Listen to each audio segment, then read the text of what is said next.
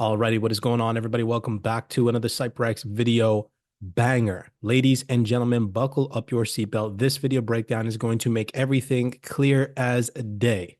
I've put together a series of video clips for you all, so that way even the every average day individual that knows nothing about digital assets and crypto can come and watch this video and see that there is a massive transformation happening behind the scenes that the vast amount of individuals are about to drop the ball on because they're simply not digging deep enough. They're being shaken out. They're being witted out of their crypto positions. You need to understand the transformation that is underway as we speak. So we're going to set the tone for today's video breakdown. If you enjoy these videos, again, it does take time to put these together. So do us a favor, smash that thumbs up button and subscribe. I know that it is a task, but it is a free task and it helps this platform grow and allows us to continue to make these video breakdowns for you guys. So we do appreciate that. So we're going to start here from this event that took place for the first of its kind event, where leaders from international financial institutions, central banks, businesses, technology providers, and governments all came together in November 2023. So it's within the last year this event took place, right? This is fresh. This is new. This is what's happening. Okay, we're going to set the tone with Chris Giancarlo, former commissioner of the Commodity Futures Trading Commission. Modern money today is changing and changing rapidly. That was the message we all heard. It's expanding from fungible cash bills and electronic notations on the balance sheets of central and commercial banks to unique digital notations on new digital infrastructure operated by global decentralized collectives, national sovereign governments, and private sector entities. In short, the internet is doing to banking and finance and money what it's already done to information gathering, Wikipedia, retail shopping, Amazon, entertainment, YouTube, social networking, Facebook and Twitter, photography, TikTok, journalism, and so much more. And what is that? Well, it's increasing speed, efficiency, and automation. It's lowering costs. It's increasing inclusion. It's unlocking new business models. And whoa, is it disrupting intermediaries and challenging the traditional financial system. For what, to my mind, and for reasons we'll talk about, I believe is truly still a very major fundamental transformation. At heart, when we talk about crypto, I believe we're talking about a new architecture of money. I think it's that fundamental. I think it's much more than some funky new tradable asset class. But this is about an internet architecture of finance. Whether or not one country deploys central bank digital currency, or many do, the fact of the matter is, all of us and our fellow men and women are going to be dealing with crypto. All of us and our fellow men and women are going to be dealing with crypto, CBDC, and stable coins for years to come. Right? What have we said in previous video breakdowns? Do not get shaken out. These government entities, okay, remember who I just read to you all. Who was at this meeting? Central banks, businesses, technology providers, governments, okay, international financial institutions. You all see this right here. This is the website. Hey, this is the event. November 20th, 2023. This is who was attending the event. You can go see the speakers. And he just said to the entire audience, everyone is going to be dealing in crypto.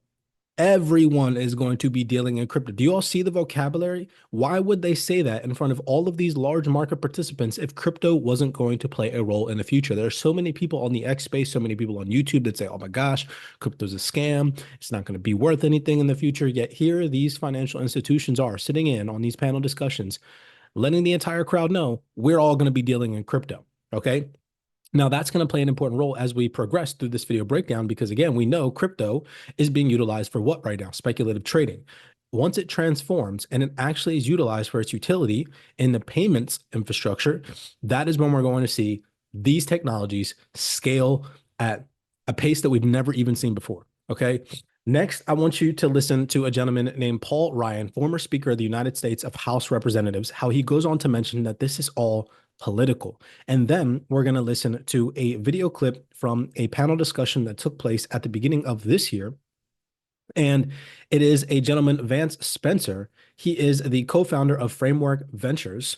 And listen to what these two gentlemen say about how we are in an election year. And then again, we should be buying risk assets. Take into consideration the audience that is in front of them. Take into consideration what they're saying and understand that both of these video breakdowns that I'm showing you all barely even have 100 views. Nobody is watching this information, yet look at what they're telling you straight to your face. How did we get here? As we talk about the digitalization of money, how did it get so politicized? How does technology get so politicized? It's easy politics. Well, first of all, we're going into an election year. You just don't really witness the burst of an asset class very often. So yeah, I'm pretty bullish. Yeah. So it's going to be Trump, if you really think about it. And, interest rates are going to be lower, risk assets are going to be higher. And You think it means deregulation? it means deregulation. And to get back to the point about Elizabeth Warren and all the stuff that she may or may not do, she's had a Democratic president, she's had a Democratic Senate, she's had a Democratic House, and she couldn't get it done. She couldn't regulate the industry, she couldn't pass any bills, she couldn't kill basically everyone in the industry. So she's basically had her best shot. And now I think the burden of proof is that she's not going to be able to do anything and that the industry is going to be deregulated. And what does a deregulated crypto industry look like? It probably looks pretty nuts. And I hope there's no blowups and there's no security issues or things like that, but the prices of these coins are going to be higher. The prices of these coins are going to be higher. All right. I was going to say, how do you invest in that environment? But maybe we can tie it in with the next. You already know how to invest in that environment. We've seen it before.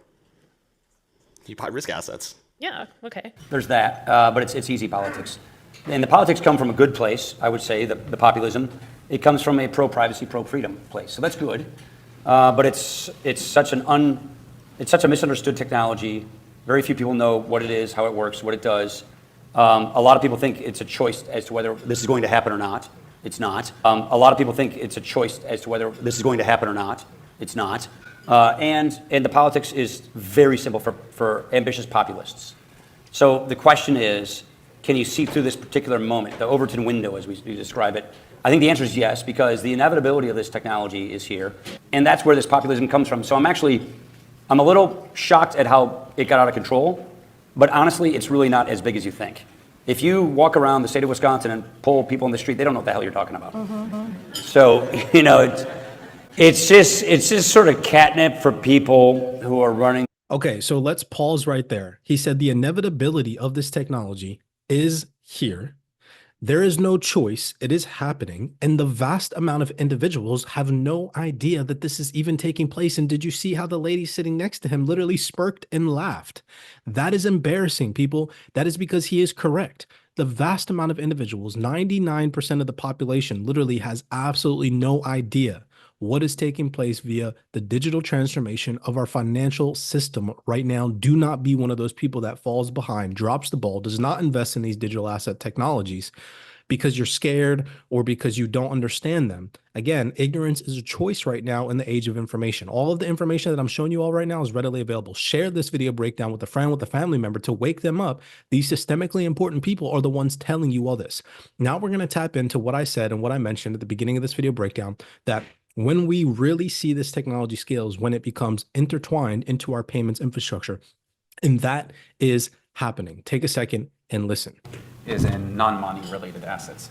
So bonds, private equity funds, structured products. And over there, you're already seeing the value of the technology. So I truly believe it's inevitable that it will get to money, because the holy grail is to actually put money and other assets on the same rails.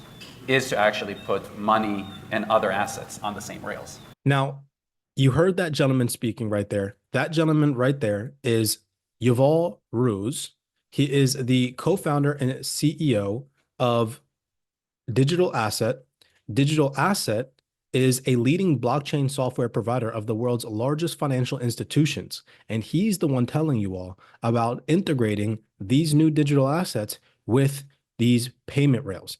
Well, the value is that it's actually easier and faster and better to build financial products on a DeFi stack than it is to build it on the old traditional financial stack that was built over the last 50 years. And that's why you're seeing major banks, major PBs start to build things like tokenized money market funds.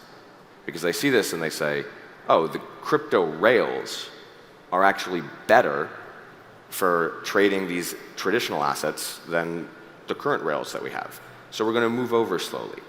Now, do you all remember a video clip that I shared with you all from 2023 of Nellie Lang, the Secretary for Domestic Finance here in the United States for the Department of the Treasury? How she went on to confirm some things that I've been telling you all, that right now crypto is being utilized for speculative trading. And in the future, listen to what she says, in the future, they see it being utilized for payments. The United States Undersecretary of the Treasury for Domestic Finance. And listen to what Nellie Lang has to say about the future of cryptocurrencies. But since we think the future value of crypto is for payments and not for speculative trading. Right? Now, again, we're going to compare some key vocabulary. I want you to take a second and listen to this gentleman again. Yuval Ruse, how he mentions payment rails. And then we're going to listen to this gentleman, Richard Baker. He is the CEO of Tokenovate, and how he goes on to mention how Ripple is attempting to be the organization that integrates their technology onto these payment rails. And I want you to pay attention to who he's sitting next to. He's sitting next to this gentleman right here, Duncan Trenholm. Now, Duncan Trenholm is the global co-head of digital assets at TP-ICAP. And I want you, after listening to what this gentleman says about how Ripple is attempting to become part of this new payment infrastructure and these new payment rails, right? Listen to what Duncan Trenholm said a couple of months ago about how the past infrastructure was not ready or able to handle large financial institutions. Take a second and listen. It's inevitable that it will get to money because the holy grail is to actually put money and other assets on the same rails. I think perhaps to take on what you've been saying there, Duncan, is what are we talking about here in terms of these new money rails systems? So firstly, we're talking about different forms of payment rails. So a very big part of blockchain technology is bringing out something like the Ripple network, which wants to be the next generation of a payment network. So firstly, we're talking about different forms of payment rails. So a very big part of blockchain technology is bringing out something like the Ripple network, which wants to be the next generation of a payment network. I think when you zoom out, the crypto asset class had huge eyes on it, and the amount of sort of coverage that it got across mainstream media, plus the sheer sort of volume of interest that came into the market through that 2021-2022 cycle. I mean, looking back on it now, what's clear is the infrastructure, and by infrastructure I mean the kind of exchanges, the custodians, the service offerers that were in the market were not fit for purpose for that volume of interest. That is absolutely massive. Again, confirming that Ripple in some way, shape, or form, these individuals sitting in on these panel discussions that have absolutely no views, right? You think that they're conspiracy theorists? Absolutely not. You think that, again, these individuals don't know the technology capabilities and of the digital asset XRP? No, these are the people that are sitting in on closed door meetings. These are the people that are reshaping literally the financial infrastructure. And so how is it that we are called conspiracy theorists when these panel discussionists with many more credentials than I myself and you most likely watching this video breakdown are the ones telling you all that this is happening? Yet people will go out and say that this video is a conspiracy theory and that it's never going to happen, when these people are literally telling you all that the infrastructure was not ready, but now we're in the process of the infrastructure being built out. Let me show you another video breakdown of a lady, again, from Web Summit Qatar, confirming that the infrastructure has been being built behind the scenes since 2020. And we are on the precipice of experiencing a massive utility phase. Take a second and listen. And what we've seen great strides in is these layer 2 solutions. You know, how do you verify transactions better or more efficiently with zero knowledge proofs? And so that whole scaling has been built over the last few years since 2020, and that's going to enable new applications to be built and enterprises to better utilize blockchain infrastructure. So I think we're just getting to the point where we're going to see more mass adoption over the next 5 years. So we've seen this ecosystem, the blockchain ecosystem, evolve over the past decade and a bit. The narratives have come and gone. We started up with the Bitcoin narrative, we moved through the ICO narrative, moved to NFTs, and now we're seeing all the hype has been and left the system, and we're actually now seeing real value, real fundamentals becoming the dominant narrative as it's moving in.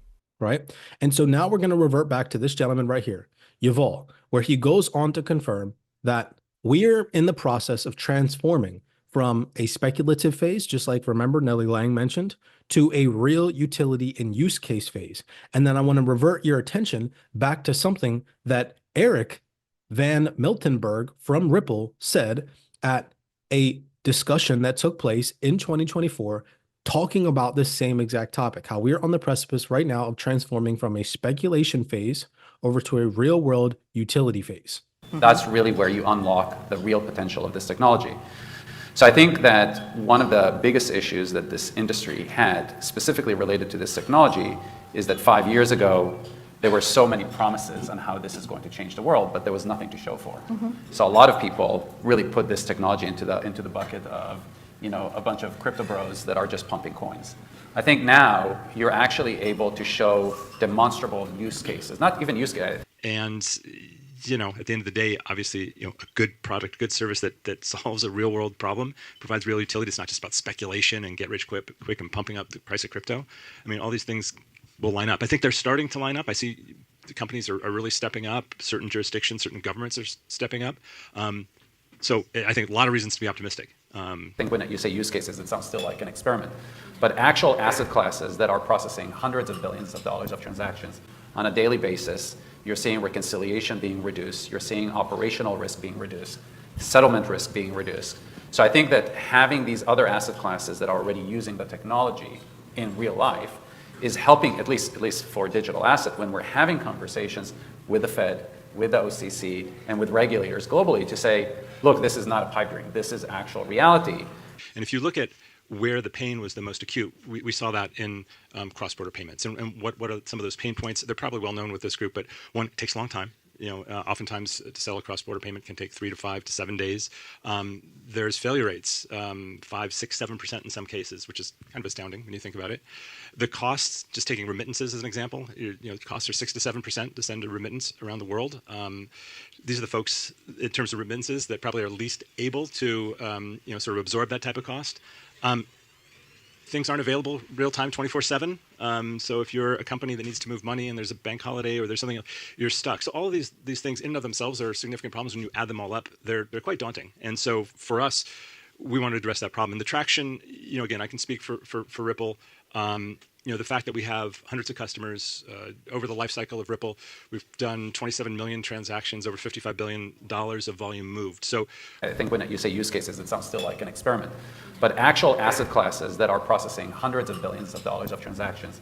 We've done 27 million transactions, over $55 billion of volume moved. So we have, this is well beyond, per the earlier comments, sort of a test bed or a proof of concept. We're out there moving real money. We have for years. So is helping, at least for digital asset, when we're having conversations with the Fed, with the OCC, and with regulators globally to say, look, this is not a pipe dream, this is actual reality. But I will tell you that at least behind closed doors, we are finding much more open ears, and now the fact that you have use cases that are showing real results is really helping propelling this forward. He even mentioned, again, this gentleman, Yuval Rules, at the end of the video breakdown mentioned behind closed doors, we know that use case and so on and so forth, and these transformative technologies are coming. I'm not making all this stuff up. Again, I'm a relayer of information. All these video clips that I've shared with you all today have no more than 200 to 300 views. Not a lot of people in the world, just like the gentleman said, know about what is happening and taking place. Share this video breakdown with a friend, with a family member, with another market participant in the crypto space whom you know might be having doubts about their investments, might not have a zoomed out long-term perspective. Get them on board, get them educated, wake people up. We're in the age of information and a massive digital transformation is underway. And right now we're about to witness the birth of a new asset. Well, we are witnessing the birth of a new asset class. And there are so many opportunities for life-changing wealth that, again, a lot of people are not going to get to experience and get left behind because they're not digging deep enough. So I hope that today's video breakdown helped you guys understand that out in layman's terms, putting these video breakdowns together for you all. If you enjoyed this video, smash that thumbs up button and subscribe. We do appreciate the love and the support. Shout out to the CYPRX researchers, always putting in time. The team behind CYPRX, always dropping gems. All of these video breakdowns are compiled in video compilations and playlists for the CYPRX team in our private Discord. As always, many blessings to you guys. Be cognizant, be aware out there, and I'll see you all in the next video breakdown.